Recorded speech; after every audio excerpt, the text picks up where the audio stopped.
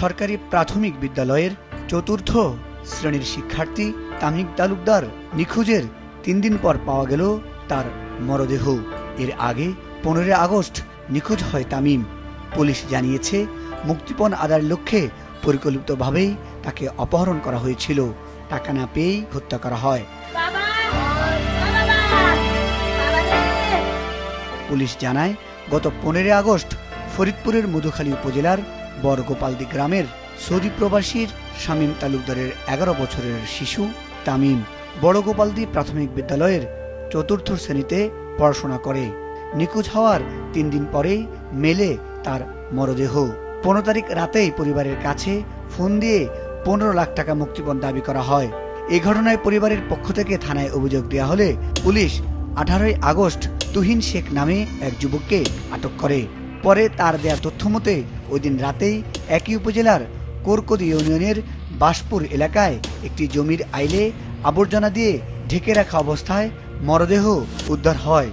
শিশুটির পরিবারের সদস্যরা জানান, টাকা দিতেও চেয়েছিল পরিবার, তারপরেও শেষ রক্ষা হয়নি। সন্তানকে হারিয়ে শোকাহত পরিবার সহ পুরো এলাকার মানুষ।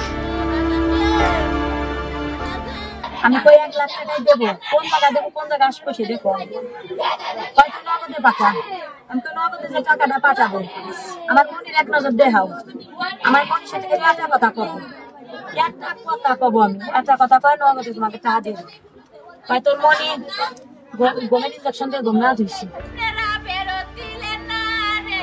স্থানীয়রা মনে করেন, এমন ঘটনার দৃষ্টান্তমূলক বিচার না হলে সমাজে বাড়বে এমন অপরাধ।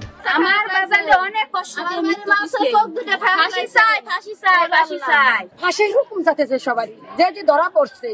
পুলিশ জানায়, তদন্ত করে ঘটনার সাথে সম্পৃক্ত সকলকেই আইনের আওতায় আনা হবে। তুহিন 1 বছর পূর্বে আমার ভিকটিমের বাড়িতে কাজ করতে এসেছিল ডেলিভার হিসেবে, তারপরে চলে যায়।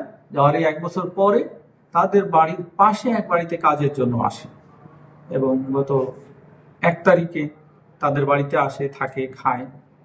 এরপরে 15 তারিখে পরিকল্পিতভাবে এবং সেখানে কাজের মধ্যেই এই আমিনুর রহমান নামে যে আরেকজন আছে তাদের মধ্যে পরিচয় হয় এবং পরিকল্পনাগুলো তারা করে এই কাজ করে। তুহিনের কাছ থেকে আমরা সব পাচ্ছি, সকল তথ্যগত মাধ্যমে আমরা তাকেই ধারণা করে আছি।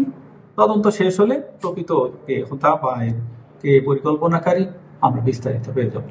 মাছরাঙ্গা নিউজ ডেস্ক।